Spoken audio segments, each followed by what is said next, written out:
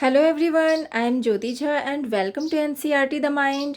तो आज मैं आपको पढ़ाने जा रही हूँ क्लास 6 की हिंदी बुक बाल राम कथा 10वां अध्याय लंका में हनुमान। तो इसे पढ़ने से पहले अगर आपने मेरा चैनल सब्सक्राइब नहीं किया है तो आप सबसे पहले मेरे चैनल एनसीईआरटी द माइंड को सब्सक्राइब कीजिए, लाइक कीजिए और बेल आइकन ज़रूर प्रेस कर दीजिए ताकि एनसीईआरटी से रिलेटेड जितने भी वीडियोज़ हैं वो आपके पास समय से पहुंचती रहे। तो चलिए बच्चों, पढ़ना स्टार्ट करते हैं। तो देखिए, ये 10वां अध्याय है लंका में हनुमान। तो ये बहुत ही इंटरेस्टिंग चैप्टर है। तो आप इसे ज़रूर सुनिए, अच्छे से सुनिए कि हनुमान जी ने लंका में जाकर किस तरह से विध्वंस मचाया, किस तरह से उत्पात मचाया, वहाँ पर जाकर उन्होंने क्या क्या लीलाएं की, बिल्कुल लंका नगरी को विध्वंस कर दिया। उसके बाद उनके पूंछ में आग लगा दिया गया और आग लगने के बाद उन्होंने किस तरह से पूरे लंका नगरी को ध्वस्त कर दिया, बिल्कुल जला दिया। उसके बाद अपनी पूंछ की आग बुझाने के लिए वो समुद्र में कूद पड़े। तो इस तरह से इनके बारे में पूरी कहानी दी हुई है। तो चलिए हम लोग पढ़ना शुरू करते हैं।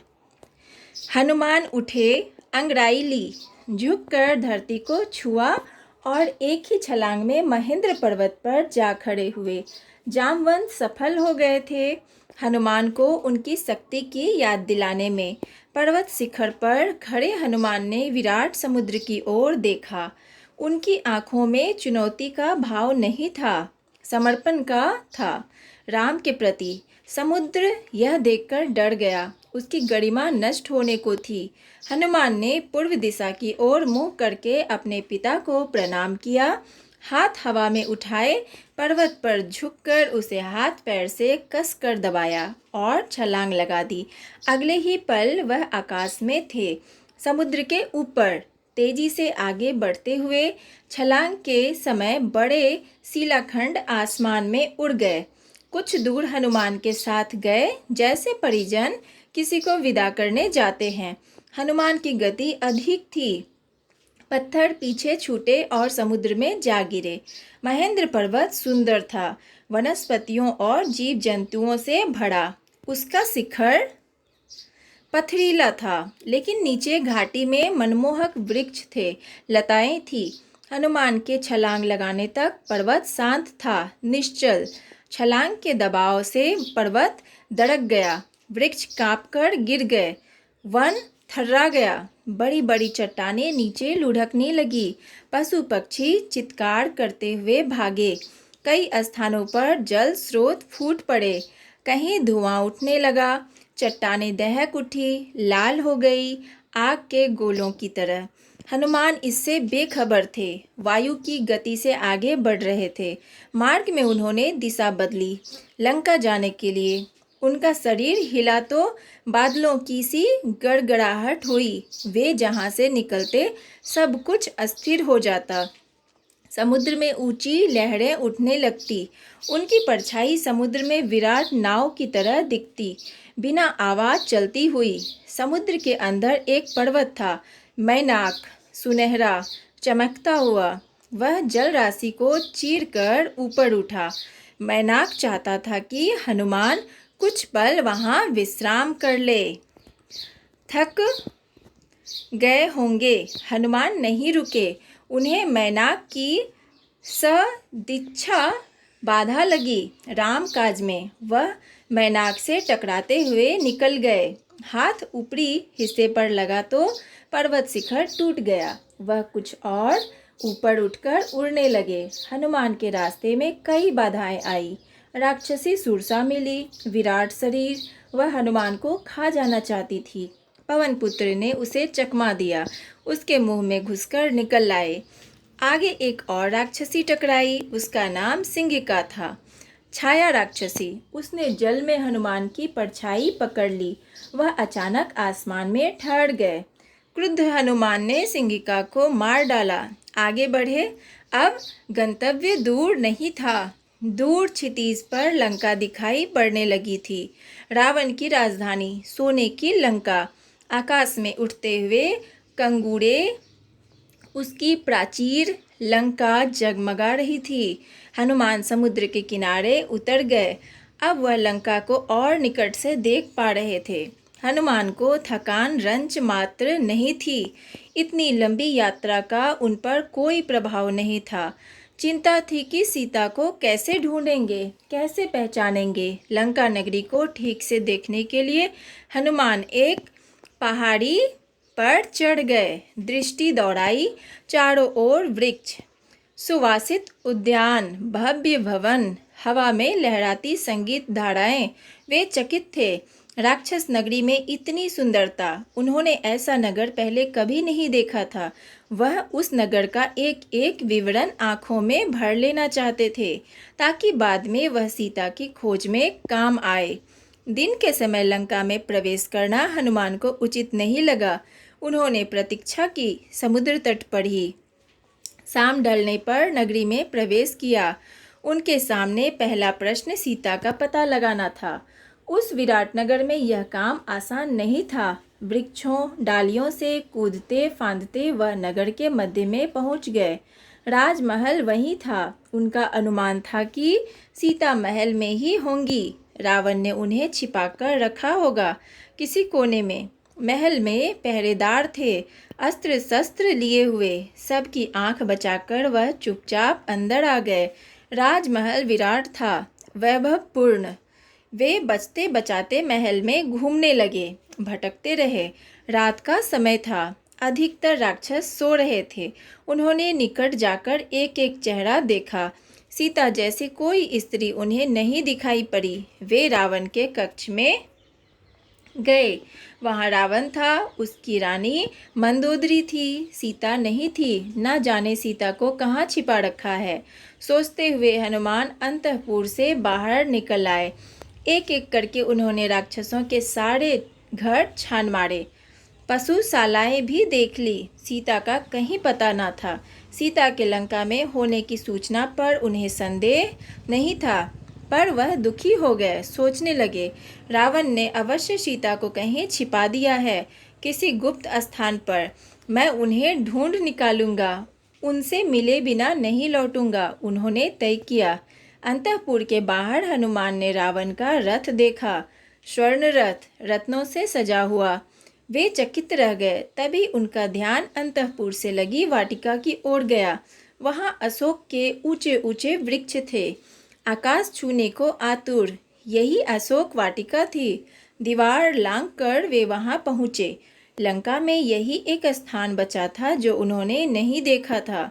उन्हें लगा सीता वाटिका में नहीं हो सकती। रावण उन्हें इतनी खुली जगह क्यों रखेगा। हनुमान में निराशा घर करती जा रही थी। वह एक वृक्ष पर चढ़कर बैठ गए। दिन चढ़ आया था, ऐसे में नीचे उतरना उन्हें उचित नहीं लगा। पेड़ घना था, वे उसके पत्तों में छिप गए। उन्हें वहाँ से सब कुछ दिखता था, लेकिन उन्हें कोई नहीं देख सकता था। रात हो आई। अचानक वाटिका के एक कोने से उन्हें अट्टहास सुनाई पड़ा। वे राक्षसियाँ थीं। हनुमान उधर ही देखने लगे। एक वृक्ष के नीचे राक्षसियों का झुंड था। वे किसी बात पर ठहाके लगा रही थी। हनुमान को लगा कि वे सीता पर हंस रही हैं। वह पेड़ से चिपककर नीचे की डाली पर आए। ध्यान से देखा, राक्षसियों के बीच एक स्त्री बैठी है। चेहरा मुरझाया हुआ, उदास, दयनीय, दुर्बल, शोकग्रस्त। यही माँ सीता है, उन्होंने मन में सोचा। उन्हें अब कोई संदेह नहीं था। राक्षसियाँ वहीं थी, हट नहीं रही थी। हनुमान उतावले थे, पर नीचे उतरने में डर था, स्वयं उनके लिए, सीता के लिए भी। तभी उन्होंने रावण को आते देखा, राजसी ठाट बाट के साथ, दासियों सहित। हनुमान सीता से भेंट किए बिना लौटना नहीं चाहते थे। ऐसे लौटा तो राम को क्या बताऊंगा, उन्होंने सोचा। नीचे उतरने का अवसर ही नहीं मिल रहा था। वे डाल से चिपक गए, सांस रोककर, रावण के लौटने की प्रतीक्षा में। रावण ने सीता को बहलाया, फुसलाया, लालच दिया। सीता नहीं डिगी। वह डर से कांप रही थी, पर उन्होंने रावण की एक ना सुनी, तिरस्कार किया। रावण ने कहा, तुम्हें डरने की आवश्यकता नहीं है सुमुखी। मैं तुम्हें स्पर्श नहीं करूँगा जब तक तुम स्वयं ऐसा नहीं चाहोगी। मैं तुम्हें अपनी रानी बनाना चाहता हूँ। मेरी बात मान लो और सुख भोग करो, अन्यथा मैं तुम्हें तलवार से काट डालूंगा। सोच लो, तुम्हारे पास अब केवल 2 महीने बचे हैं। ऐसा कभी नहीं होगा दुष्ट। राम के सामने तुम्हारा अस्तित्व ही क्या है। मुझे राम के पास पहुंचा दो, वे तुम्हें क्षमा कर देंगे। तुमने ऐसा नहीं किया तो सर्वनाश निश्चित है। तुमने अपराध किया है, तुम्हें कोई नहीं बचा सकता। मूर्ख राक्षस, तुम्हारा अंत निकट है। रावण क्रोध में पैर पटकता हुआ चला गया। रात गाढ़ी होती जा रही थी। रावण के जाने पर राक्षसियों ने सीता को घेर लिया, उन्हें डराने धमकाने लगी। बोली, तुम मूर्ख हो, रावण का प्रस्ताव अस्वीकार कर रही हो। यह रावण की नगरी है, तुम्हारा राम यहाँ कभी नहीं पहुँच सकता। तुम्हें कोई नहीं बचा सकता। राक्षसियों में एक त्रिजटा थी, सबसे भिन्न। उसने कहा, मैंने एक सपना देखा है। पूरी लंका समुद्र में डूब गई है, सब नष्ट हो गया है। यह सपना अच्छा नहीं है। कहीं यह सीता के दुख से जुड़ा तो नहीं है। सीता की हिचकियां बंध गई, वह विलाप करने लगी। देर रात राक्षसियां एक एक कर चली गई। सीता वाटिका में अकेली थी। यह अच्छा अवसर था, पर हनुमान पेड़ से नहीं उतरे। कहीं सीता मुझे भी राक्षस ना समझ ले, मायावी चाल मान ले। उन्होंने सोचा। पेड़ पर बैठे बैठे उन्होंने राम कथा प्रारंभ की। राम का गुणगान। रावण की लंका में राम चर्चा सुनकर सीता चौंकी। उन्होंने ऊपर देखा, जिधर से आवाज आ रही थी। पूछा, कौन हो तुम? हनुमान नीचे उतर आए। उन्होंने सीता को प्रणाम किया, राम की अंगूठी उन्हें दी। कहा, हे माता, मैं श्री राम का दास हूँ, किष्किंधा के वानरराज सुग्रीव का अनुचर। उन्होंने मुझे यहाँ भेजा है आपका समाचार लेने। हनुमान को लेकर सीता के मन में अब भी शंका थी। उन्होंने पर्वत पर फेंके आभूषणों की याद दिलाकर संदेह दूर कर दिया। सीता ने राम का कुशल क्षेम पूछा, कई प्रश्न किए। हनुमान उन्हें कंधे पर बैठाकर राम के पास ले जाना चाहते थे। सीता ने प्रस्ताव अस्वीकार कर दिया। उन्होंने कहा, यह उचित नहीं होगा पुत्र, पकड़े गए तो मेरा संदेश भी राम तक नहीं पहुँचेगा। उसके बाद क्या होता है कि हनुमान ने सीता से विदा ली। वह पूरी सूचना तत्काल राम तक पहुंचाना चाहते थे। चलते समय सीता ने अपना एक आभूषण उन्हें दे दिया।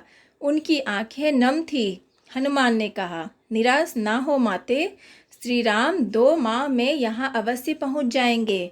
हनुमान राम के पास लौटने को उद्यत थे। उत्तर दिशा की ओर जाना था, पर कुछ सोचकर रुक गए।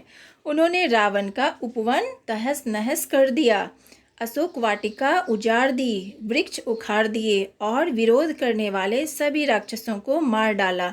रावण के कई महाबली मारे गए। हनुमान से लड़ते हुए रावण का पुत्र अक्षय कुमार भी प्राण गंवा बैठा।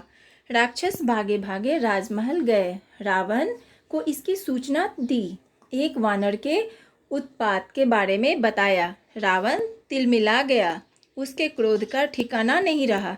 उसने मेघनाद को भेजा, अपने सबसे बड़े बेटे को। कहा, उस वानर को मेरे सामने उपस्थित करो, उसने जघन्य अपराध किया है। मेघनाद ने हनुमान से भीषण युद्ध किया। वह इंद्रजीत था, एक बार इंद्र को परास्त कर चुका था। उसने अंततः हनुमान को बांध लिया। राक्षस उन्हें खींचते हुए रावण के दरबार में ले आए। शक्तिशाली रावण सिंहासन पर बैठा था। उसके सेनापति ने पूछा, कौन हो तुम?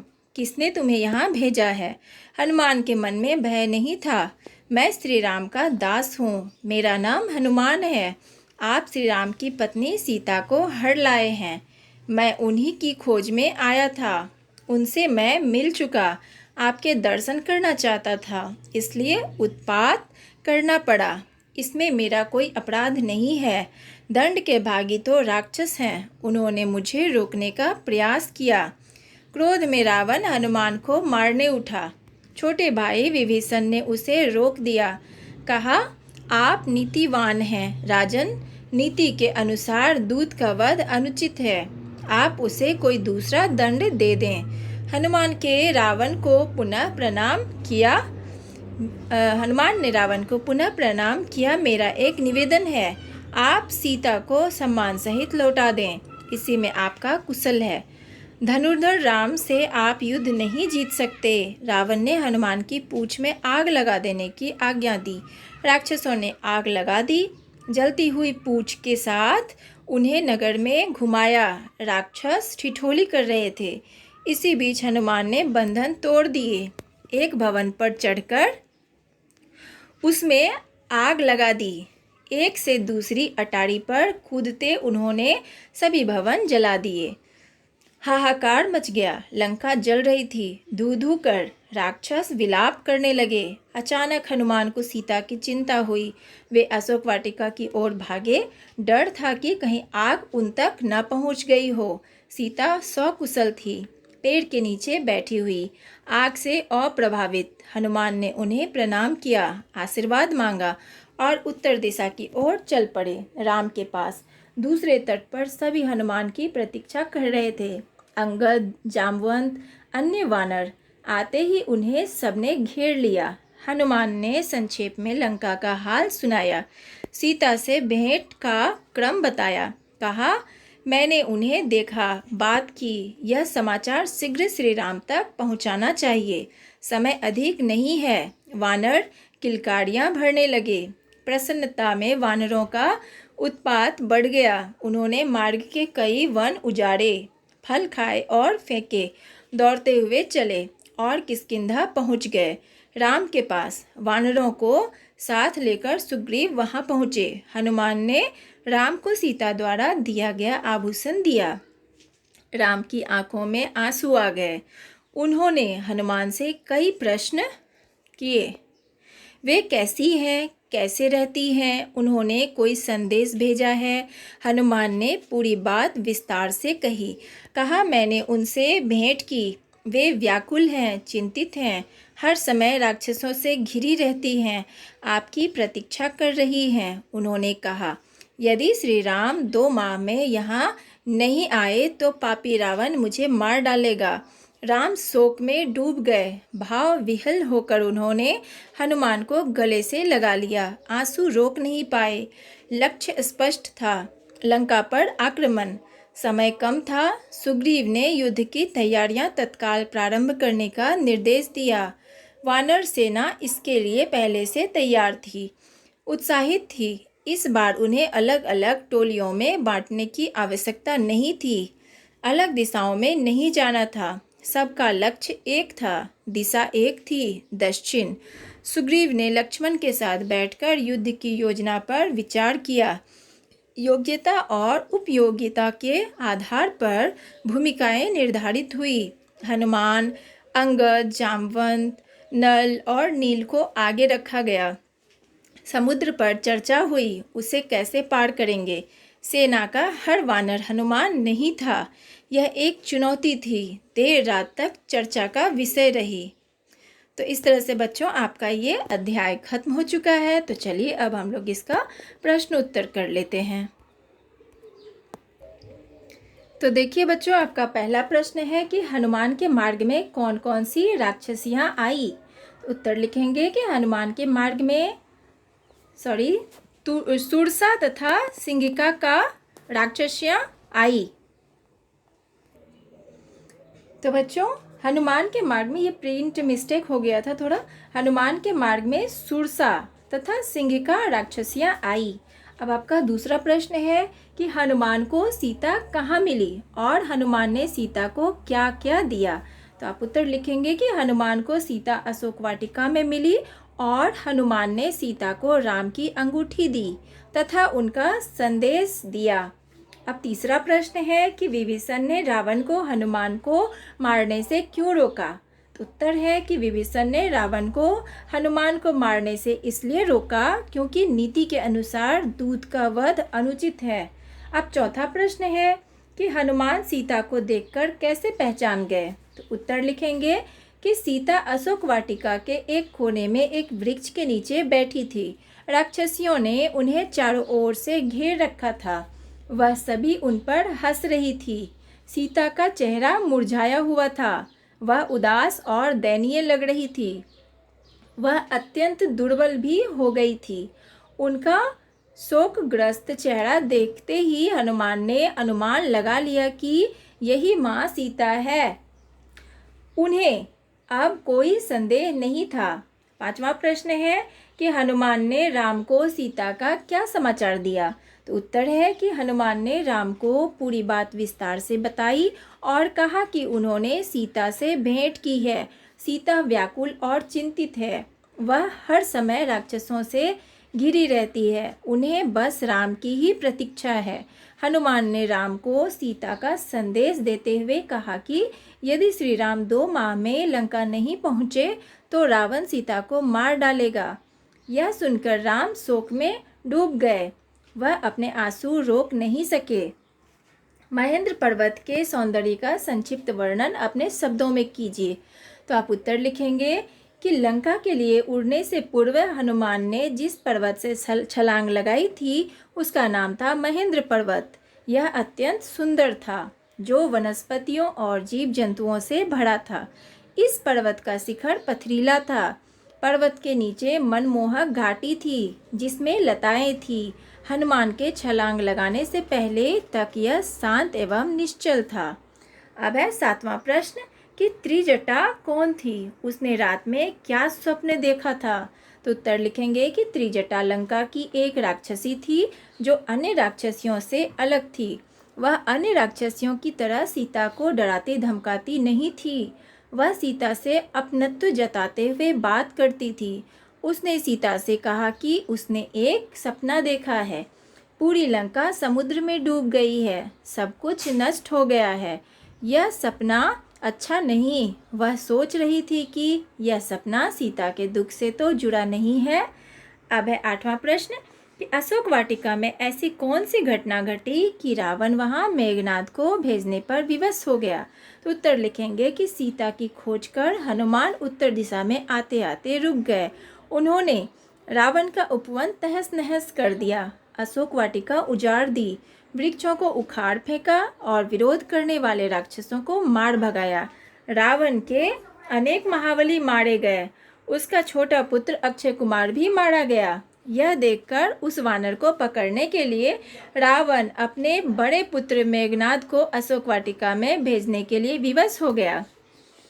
अब है 9वां प्रश्न कि लंका तक हनुमान की यात्रा का वर्णन करें। तो उत्तर लिखेंगे कि हनुमान ने झुककर धरती को छुआ और एक ही छलांग में महेंद्र पर्वत पर जा खड़े हुए।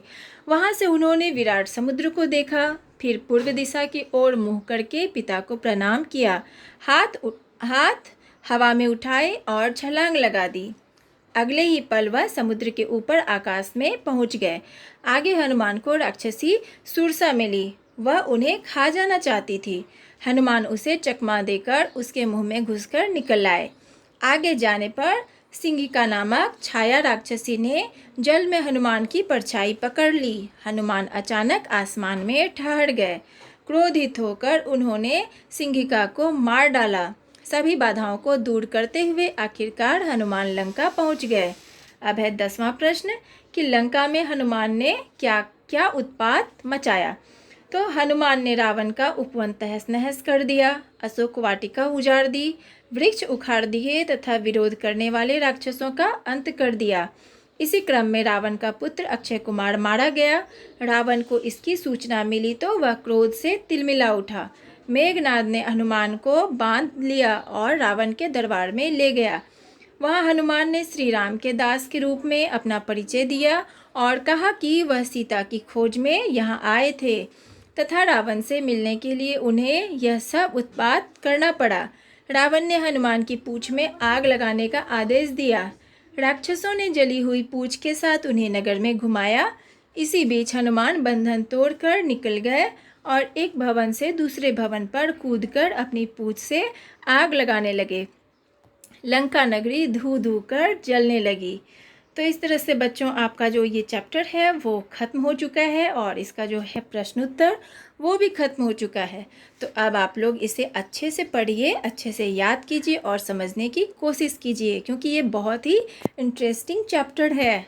और आपको समझ में आया या नहीं ये ज़रूर कमेंट में बताइएगा, और समझ में नहीं आया तो आप कमेंट से पूछ सकते हैं। और अगर अच्छा लगा पढ़ने में तो मेरे चैनल NCERT द माइंड को ज़रूर लाइक सब्सक्राइब कीजिए और बेल आइकन भी प्रेस कर दीजिए, ताकि मेरे जितने भी वीडियोज़ हैं वो आपके पास समय से पहुंचती रहे। तो चलिए बच्चों, मिलते हैं अब अगले वीडियो में। तब तक के लिए bye, take care, thanks to watch my video.